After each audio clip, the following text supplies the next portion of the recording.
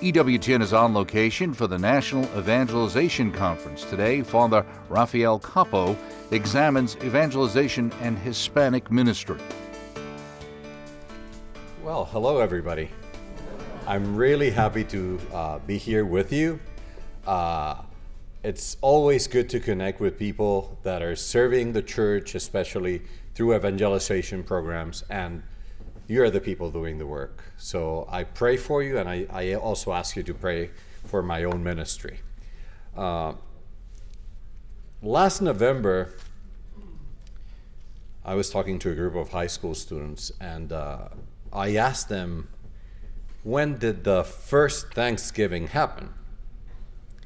And everyone remembered the pilgrims that set sail on the Mayflower and gave thanks to God, celebrating with the native peoples. And I then asked, when did the gospel of Christ arrive in America?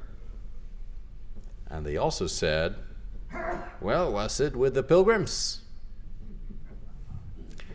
And the story of the pilgrims, and later on the founding fathers, their thanksgiving to God, and the way they proclaimed the truths that they held to be self-evident, is not the whole story about the origins of evangelization in America. The real beginnings of the American Christian story go back more than 200 centuries before the Mayflower. 2 centuries before the Mayflower. So it is not the story of colonial settlement and political and economic opportunity. It is really the story of Spanish exploration and Catholic evangelization. So the beginning of the American dream is not an Anglo-Saxon exploration or settlement, but rather a Hispanic Catholic narrative. It is centered not in New England, but in Nueva España, as the first ways of evangelization were laid along the construction of the Camino Real, the Royal Way, the first road in the American South, in Florida, Louisiana, Texas, California. 2 centuries before George Washington was even born, and the first U.S. cathedral was built in Baltimore, priests traveling with Juan Ponce de Leon celebrated the very first Thanksgiving, the first Eucharist, together with the Native Americans, celebrating in what is now St. Augustine, way before the New England Thanksgiving. So 500 years after the first Spanish missionaries, we are now in a very important moment in the history of the church in the United States. A very important moment. A new society emerges, and we're called to the mission of the new evangelization by the first Latin American Pope. It is more necessary than ever that we recover the legacy of the first evangelization of our country by our nation's Catholic founders and evangelizers, as we recommit ourselves to the evangelization of our nation and see churches that are growing in numbers of Hispanic brothers and sisters in many dioceses around the country where Hispanics are thriving. And I'm not just talking about immigrants. Hispanics, the majority, are the native-born Hispanics. That history of American evangelization, which began with those first missionaries like Saint Junipero Serra, that Pope Francis canonized last year, expanded throughout the centuries with the arrival of new immigrants, of Catholics from different lands, we know, from Ireland, from Italy, from Poland. And each new generation and each group of immigrants provided leadership to keep alive the missionary spirit of the church and continue evangelization efforts in the expanding American Republic. Each generation and each group of immigrants gave its own missionaries, not just for its own people, but for others that formed the one Catholic Church of the United States. We have a Cuban priest, Father Felix Varela, who's on the road to canonization. He ministered to Irish immigrants in New York City, a Cuban priest, evangelizing the Irish. And we have Italian-born St. Francis Cabrini, also doing great service in the evangelization of immigrants in New York and Chicago. And the list could go on and on. Many examples of great Americans that served in the evangelization of our country. So every generation of Catholics in America has answered the call to evangelize in the cultural diversity that built this country, preaching the gospel in the languages of all the different peoples that form this nation. So Hispanics are, at once, the oldest and the newest immigrant population in our country. Some numbers. This is important. Hispanics are expected to account for over 25% of U.S. population by 2050, a fourth of the population. Hispanics account for 71% of the growth of the Catholic population in the country since 1960. 71% of the growth of the church. And the heart of the freshness, the new energy that Hispanics add to the life of the church in the United States are the people. The people, the young people. The median age of U.S. Hispanics, the median age, much lower than Euro Americans. You know what? It's 27, the median age. And 40% of all Hispanics in the country are under the age of 21. 93% of Hispanics under the age of 18. This is an important fact. 93% of those Hispanics under 18 are native born. Hispanics, Latinos. And these are numbers that inspire hope, but at the same time bring challenges and opportunities for the church. And we cannot just remain doing the same we've been doing forever while the face of the church is changing. We cannot, I was at I'm not going to mention the diocese, in an unnamed diocese within the United States of America, organizing great evangelization efforts, a great Eucharistic Congress, lots of money. Everything in English, no cultural sensitivity, great programs, great keynotes, great presentations. 70% of participants were Hispanic. Not a single thing was prepared taking them into consideration. And that's not an isolated case. Most of our programs, our budgets, our funding, we could ask many questions. What is the significance of the growth of this population? What is the missionary and evangelizing responsibility of our dioceses and organizations in this American Latino moment in the context of new evangelization? Some people are really nervous when they start hearing these things. But I have to tell you something. Are you here for Christ or for something else? If you're here for Christ, your heart will waken up for evangelization. And if numbers change and the face of the church changes, be it Asian, Hispanic, whatever, we'll need to do whatever we need to do to evangelize, just as St. Paul did, just as the apostles did.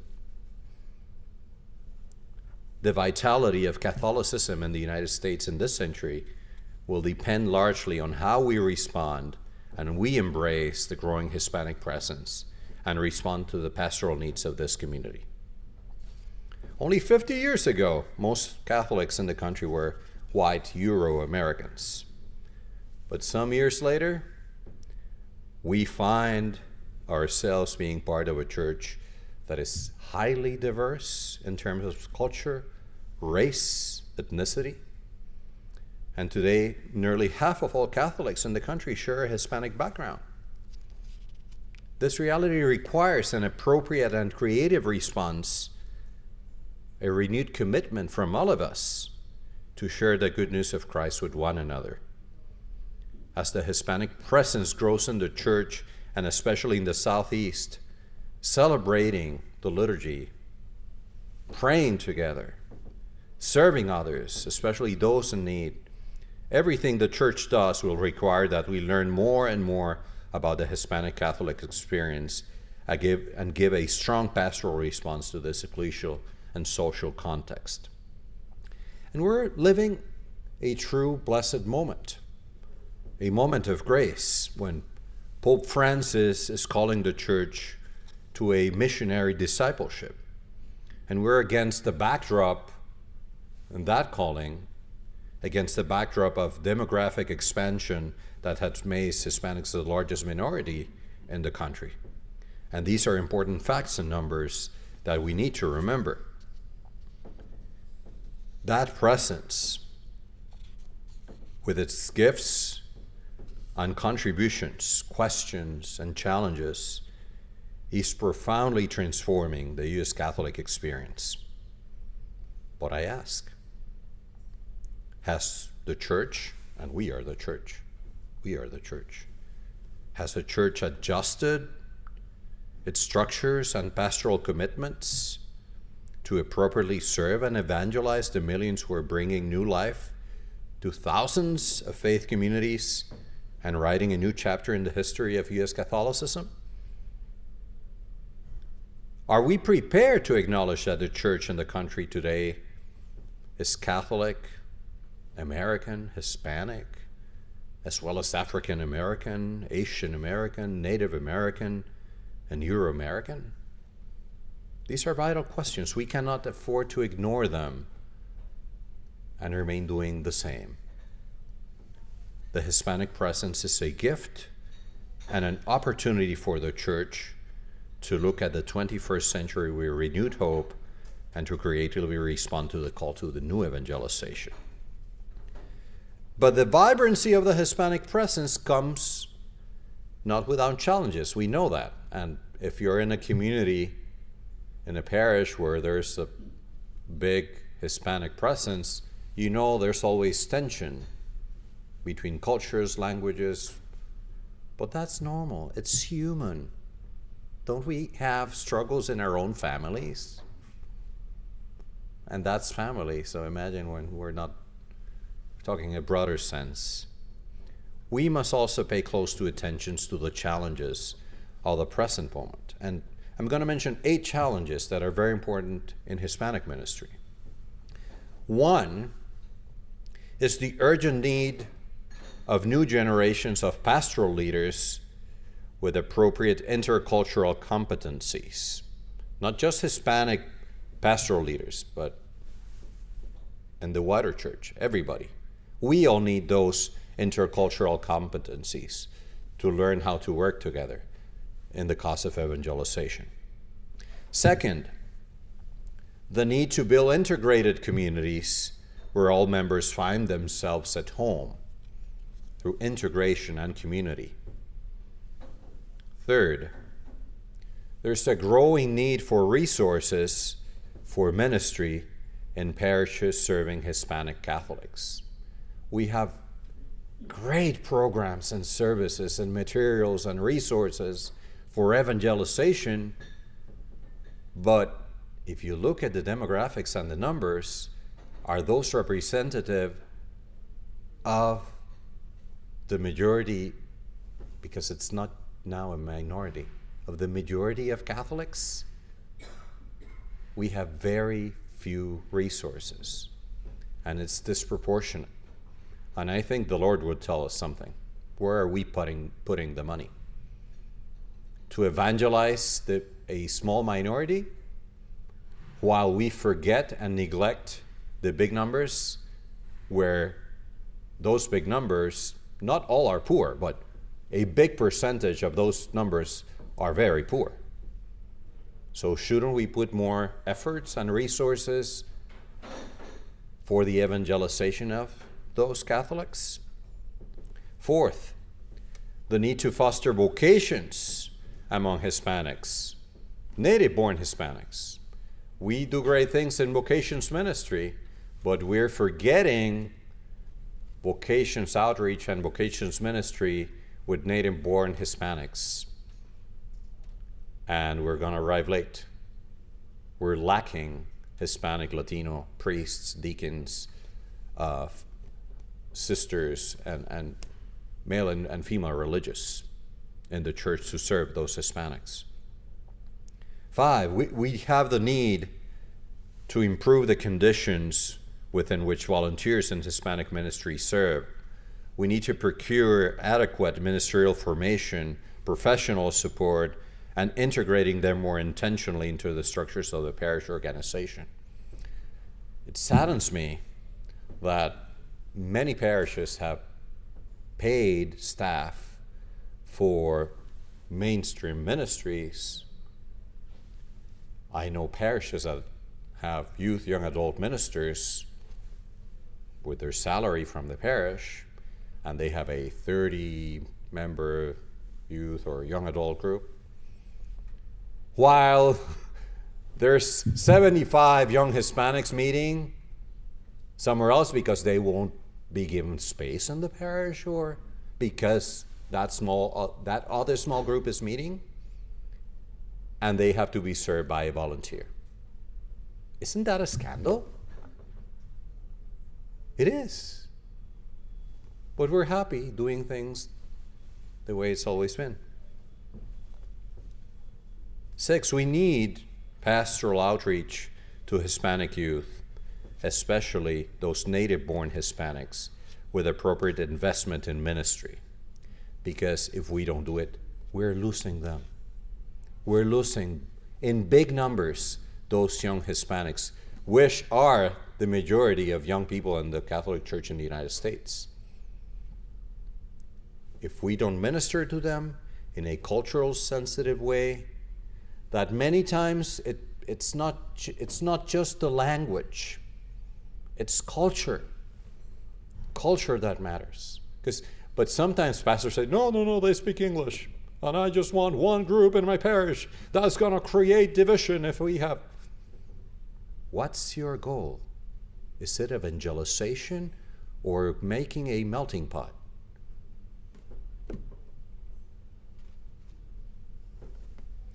There's a need to develop an accessible Catholic school culture among Hispanic Catholics. And we're losing the big numbers of Hispanic children that are not going to Catholic schools, and we need to do something. Because if they are the big numbers in the church, in a few years, our whole Catholic school system will be in crisis. If our children, our Catholic children, Hispanic children, are not going to Catholic schools, who's going to Catholic schools then? And 8, we need to engage more Hispanics in adult faith formation programs. And we have great programs, but we need to engage more Hispanics and put resources and funding into those programs.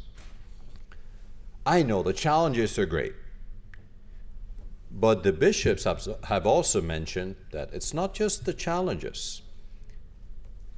Hispanics in the Catholic Church are a blessing. These are words of the bishops.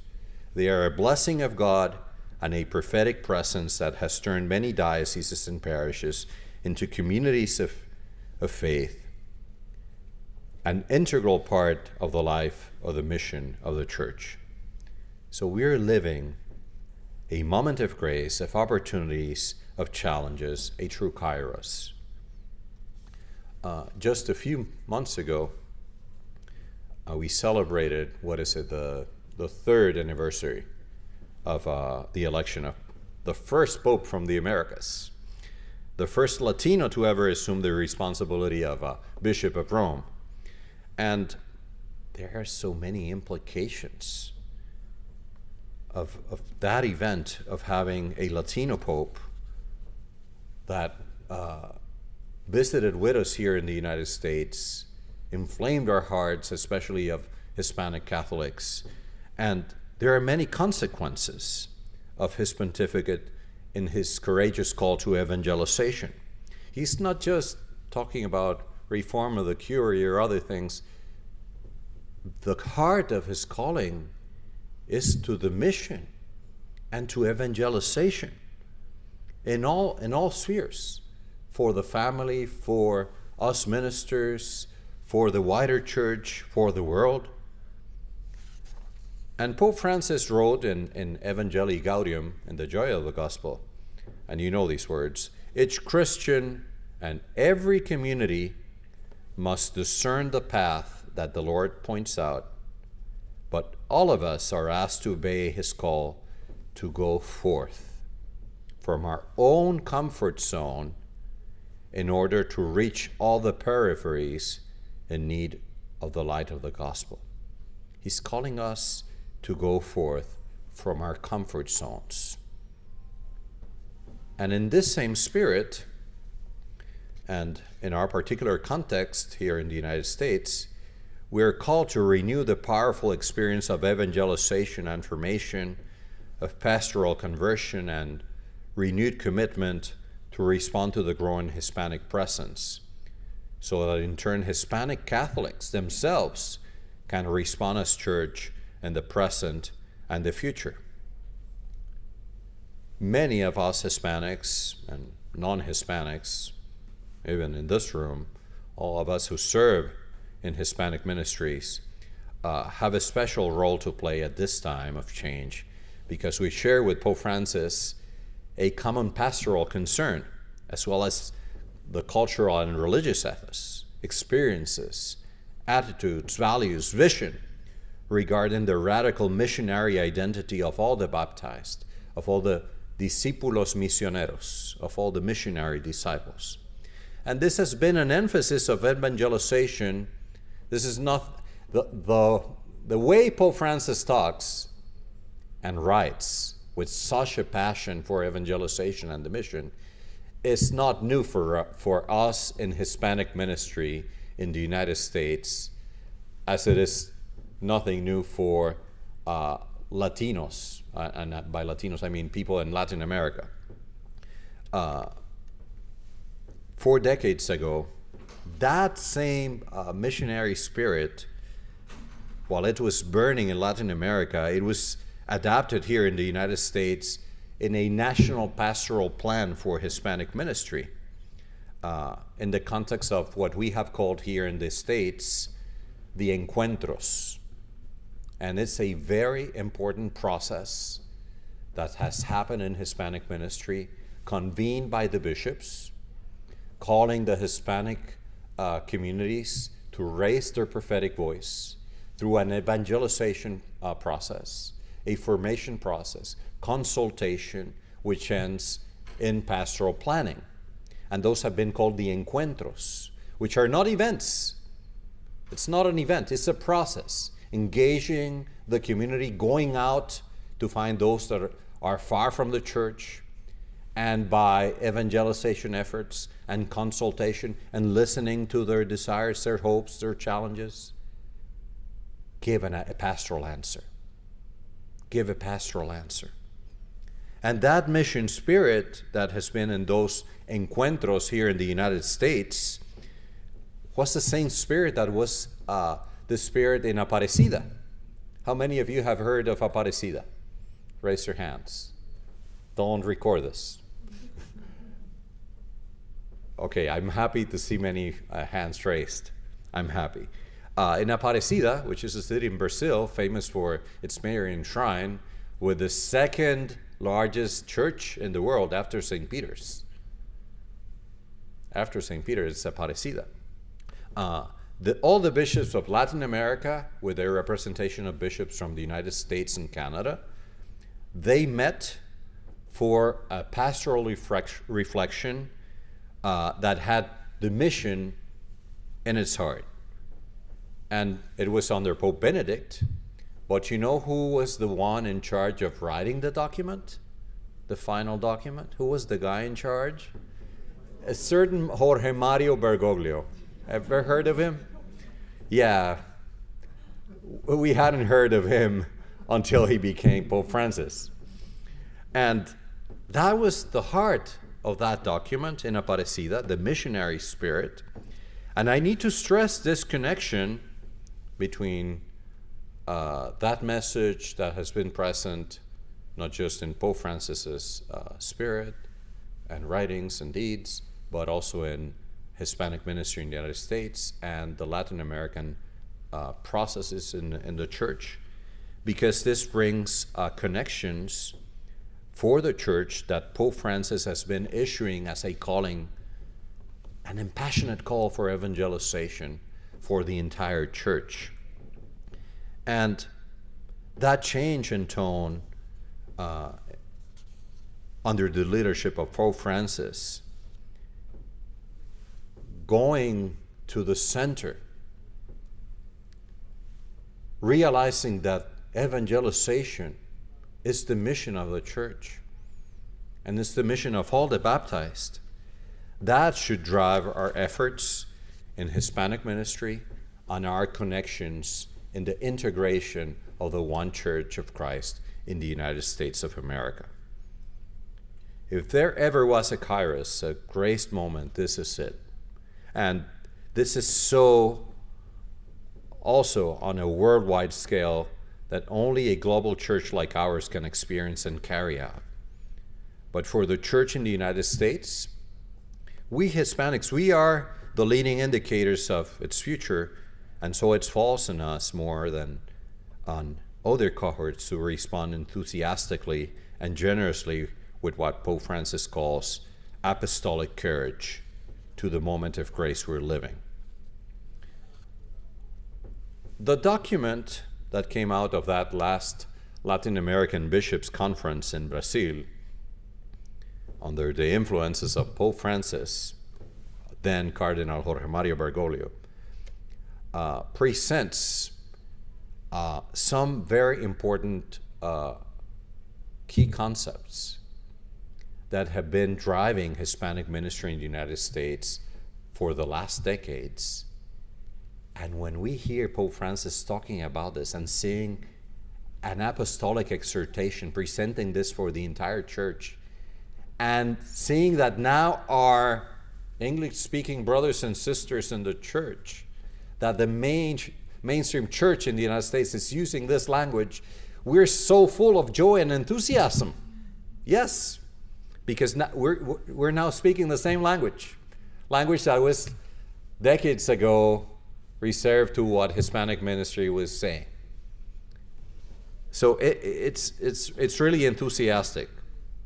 And there are 5 fundamental aspects that are there in Aparecida in the process of evangelization, of formation of missionary disciples, that I know many of you will know.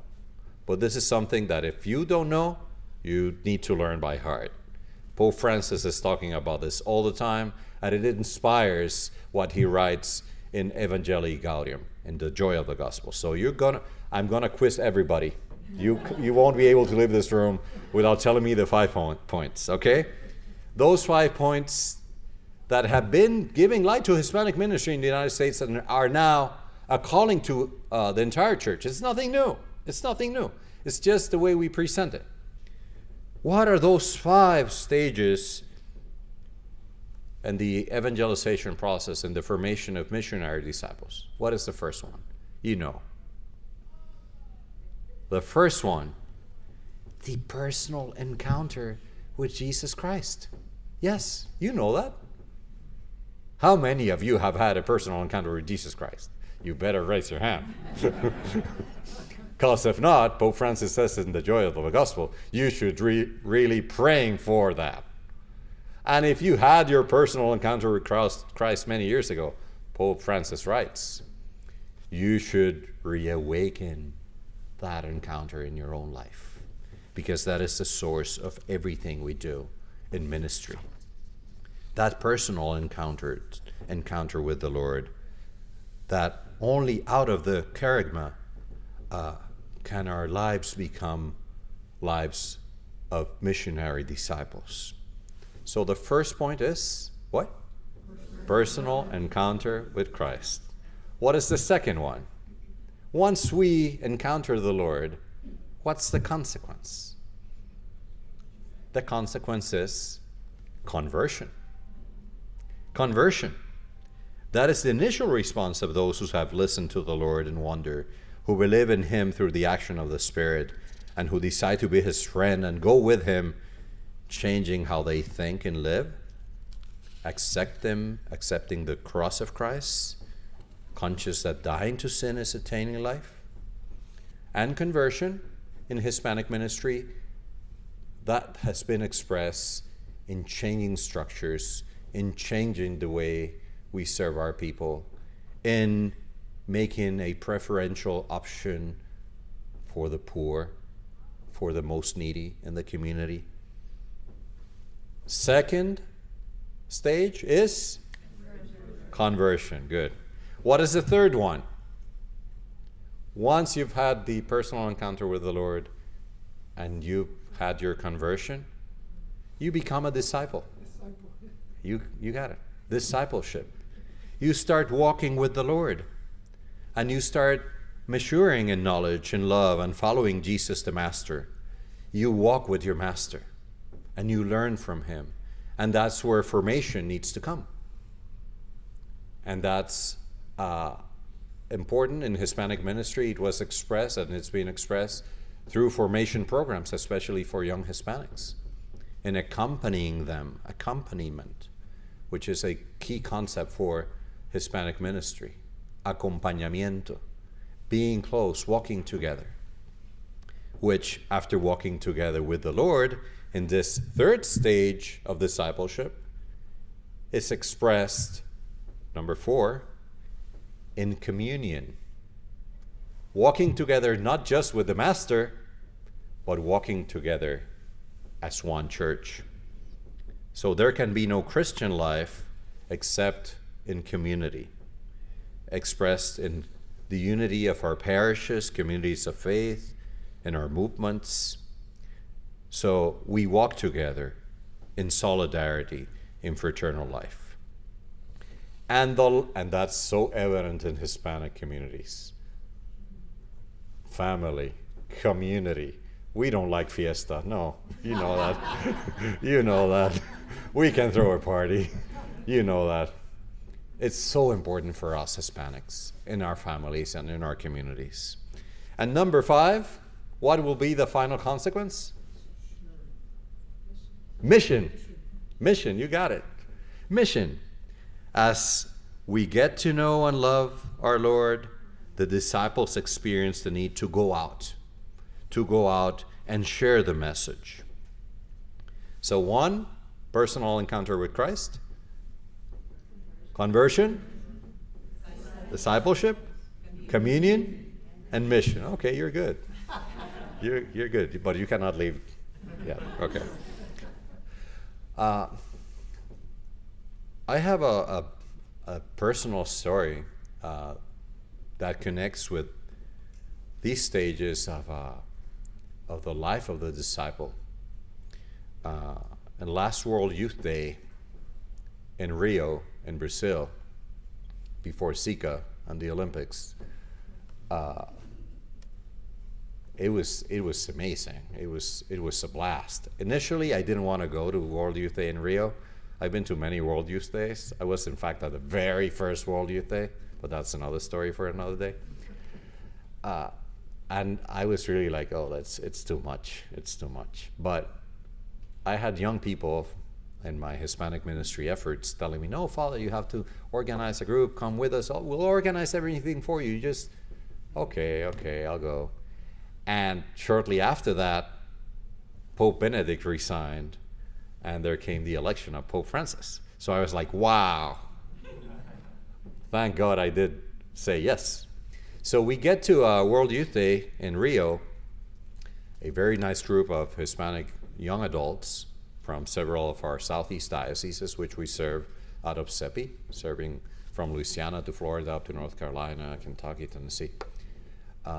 And those young Hispanics were so enthusiastic with the message that Pope Francis was giving and all the connections of faith. And we get to the final days. How many of you have been to World Youth Day? Okay, there's 1, 2. Okay, that's 3. Okay, that's good. We're 4. There's a final vigil where there's like Eucharistic adoration and praise, worship. The Pope always gives a message. And then young people sleep there, like they camp there, waiting for the closing Mass the next morning. That's been for many World Youth Days the way it's done. So they organized a venue, like the greatest venue in Brazil. They put this great name because it was going to be under Pope Benedict originally. It was going to be called the Campus Fidei, the Field of Faith. And they set up screens, everything, like places to eat. They made divisions of sections where every group will be. They took care of the organization with years ahead, and everything was planned. But the week before, it started raining and raining and raining and raining. And the Campus Fidei became the Everglades. And even alligators came out. Truly, alligators came out. So I guess they had to decide to change the papal events to another place. And they ended up saying, well, let's have it on the beach. We were going to have the welcoming ceremony days before, so we might as well have it on the beach. No plans whatsoever. No organization, no logistics for having that final vigil there. And after a great moment of grace, because it was amazing, it felt like Pope Francis was talking to you and my young Hispanic guys. They were like, it was a moment of grace. After the vigil ended, people either were going to camp there, or because there was no organization, they were all together mixed with the people that were not going to camp there. So people had to leave as well. And it became chaos, real chaos, like chaos. People walking over our sleeping bags, stepping on our tents, the girls in my group crying. And I was supposed to leave because I was going to celebrate the next morning. And the guys in my group started telling me, oh, Father, you're leaving. Look at this.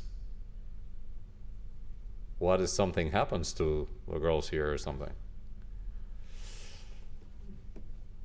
So I had to decide that we were going to leave the campsite. We left, and after 2 hours, we walked like from here to the exit of the hotel. 2 hours to get that distance. We were defeated, saddened. We just sat there, defeated. And all of a sudden, this woman, who I didn't even know, shows up and start talking to us in Spanglish, because she heard we were speaking Spanish, English, everything together. And she asked me, Father, what is your name? ¿Cómo te llamas? I tell her. And then she called me by name. And then she tells me, Recuerda que eres amado. Remember you are loved. That was so powerful for me. And then she went around asking all the Hispanic young men and women that were part of my group, asking them their name and telling them, putting a wristband that had that written, Recuerda que eres amado, remember you're loved. And she disappeared. We had a personal encounter with the Lord. We remember that personal encounter with the Lord that we had had. And out of that, the young men and women in my group, they were changed. They were changed, and they decided that they needed to do something, that they needed to walk together, that they needed to get ablaze with Christ again. And they decided, we'll go sleep at our place and we'll go back real early morning and we'll be there for the Lord and live the closing mass. But that was not just it. They came back as real missionary disciples. And they decided they had to engage in a missionary project. So they put themselves at the service of other Hispanic young brothers and sisters throughout many dioceses in the Southeast, going out to set up workshops and trainings and prayer experiences throughout the Southeast, giving witness of that encounter, of that conversion experience, of their discipleship, and walking together in communion to go out on a mission. And this is what has driven not just my young men and women in that group, but Hispanic ministry for years, really the spirit of our efforts and what's in the documents of U.S. Hispanic ministry that promote a prophetic vision of church and society in service, in mission, after walking together in conversion, after that personal experience of encountering the Lord. And perhaps there are other important principles that are part of this missionary and pastoral experience of Hispanic ministry in the U.S., its spirituality, its commitment of missionary discipleship, so repeated by Pope Francis that I think it would be good for me to share some of those with you. And I'm just going to choose 5 principles that inspire the evangelization in the Hispanic community, and that have also to give light to our efforts in the wider church, that will help us discover that the mission of the church is evangelization, not sociological assimilation. I repeat this, not sociological assimilation or corporate organization. Our mission is, what is it? Are you convinced or no? It's evangelization. And these are 5 principles for achieving ecclesial integration and inclusion that have inspired Hispanic ministry. I'm going to share them with you. 1, we need to articulate a vision of ministry based on ecclesial integration and inclusion. Ecclesial integration and inclusion. We need to recognize, affirm cultural, linguistic, racial differences as a gift from God. They're a gift from God. They are. It's not a problem to be solved. It's graces that need to be affirmed.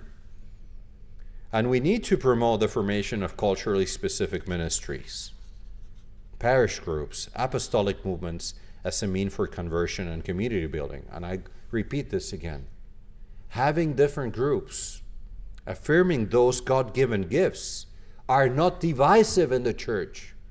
It's a gift in the church to have that diversity. Diversity in unity. So a parish, a united parish, will have many different ministries, should have many different ministries in different languages or according to the different needs. So first, articulate that vision based on integration. Second, we need to foster enculturation of the gospel in all cultures. Foster enculturation. And that calls us to be aware of our own cultural heritage. We're not just talking about culture of Hispanics. This should make you think of your own culture. Yes, of your own values that are there in your culture and the challenges that are there as well.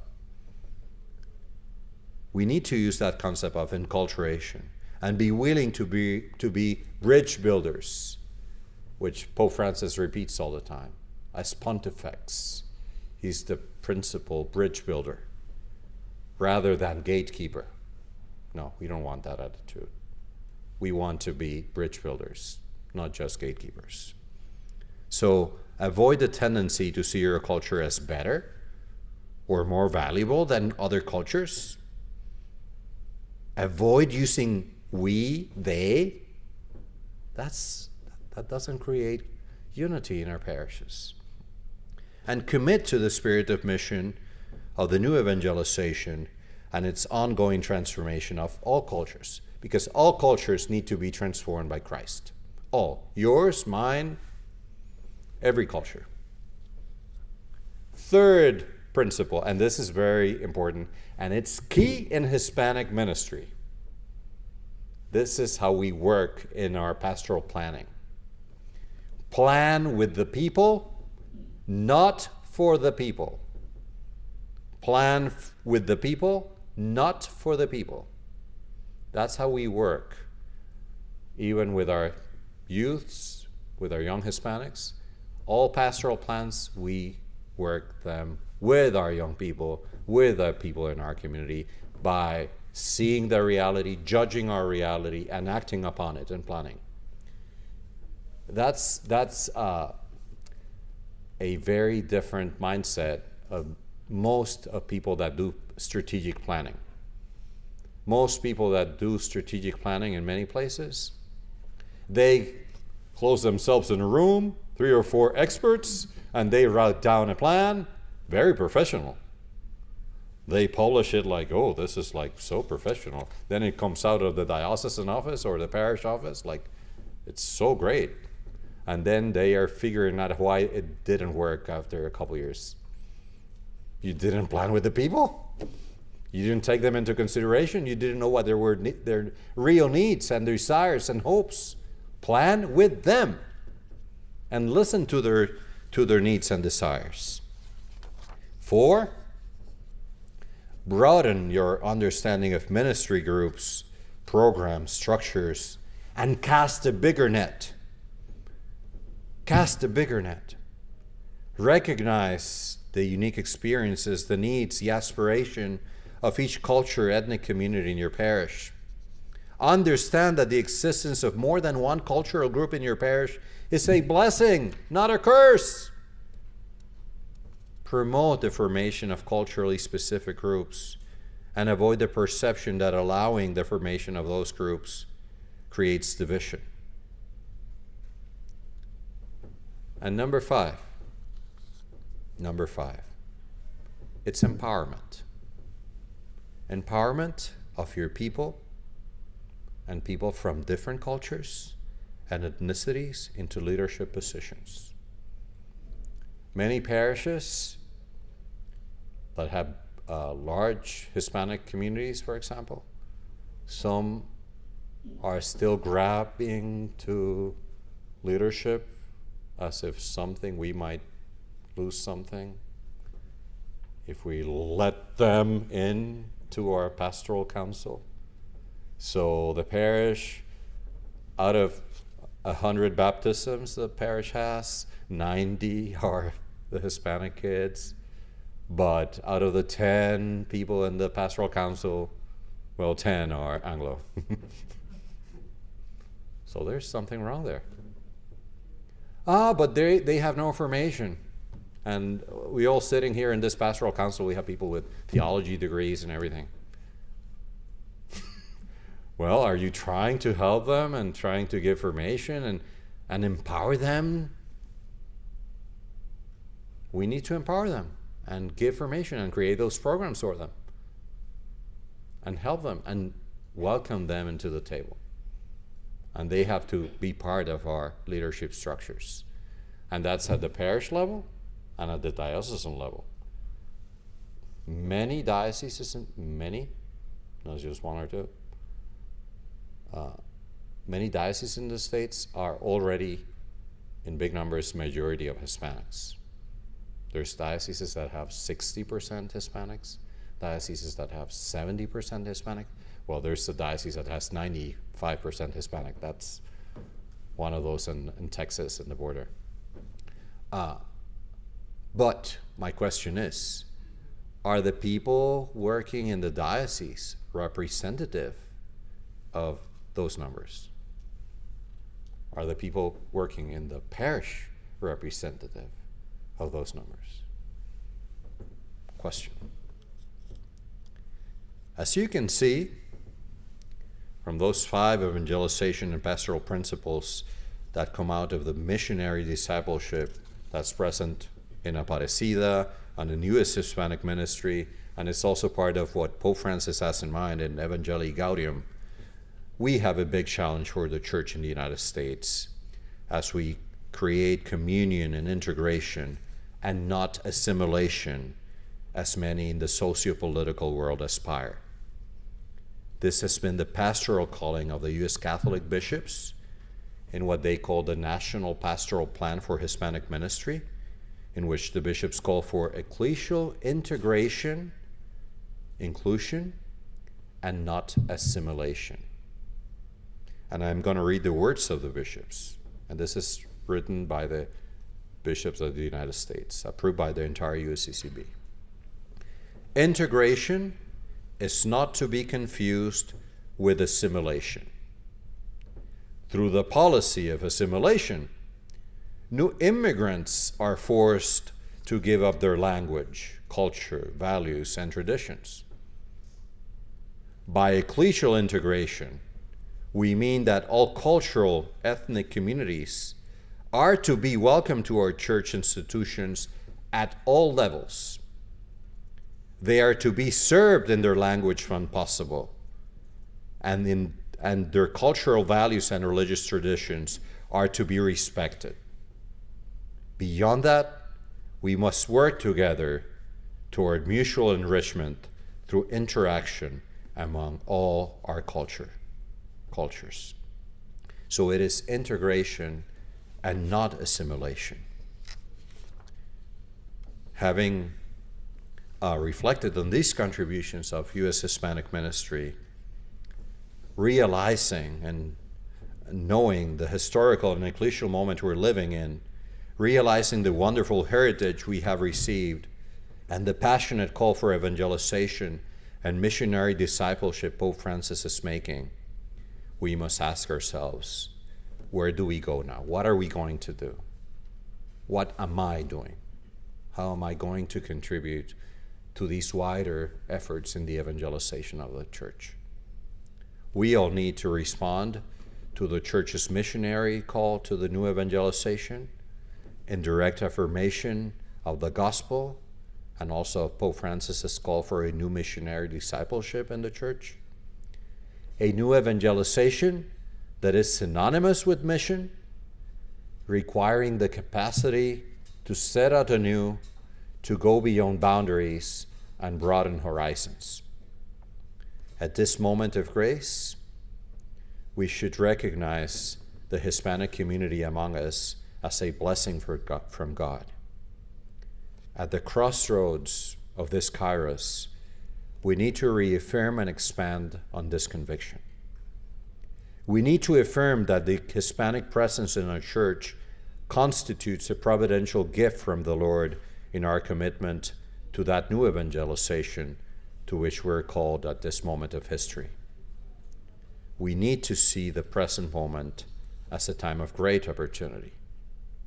So I will be grateful for your support to the bishop's efforts and the efforts of Hispanic ministry in the United States as we are planning to convene a 5th National Encuentro, a process that will engage parishes, dioceses, regions, and the entire nation, a process that will culminate in a National Encuentro in 2018, and which it's not just to hear the voice of our Hispanic brothers and sisters. We would like the voice of all of you who are engaged in evangelization to support those efforts. So you will be getting information about this because the bishops are convening this, and we need your support. I will be grateful for your support to that process. And I pray that the example of the missionaries that landed in Florida almost 500 years ago, the example of Saint Junipero Serra, of our missionary American saints, will give us the grace to expand the mission, to preach the good news in action, with joy, with hope, to give hope to our Hispanic brothers and sisters. So may the God of life, the God that moves us, that moves our hearts with the love of the Holy Spirit, may the God of our ancestors, our fathers, our mothers, help us become true missionary disciples of Jesus Christ. Give us the wisdom to read the signs of the times and be authentic instruments of evangelization of our Hispanic brothers and sisters in our day. Gracias, hermanos, hermanas. Que Dios nos bendiga.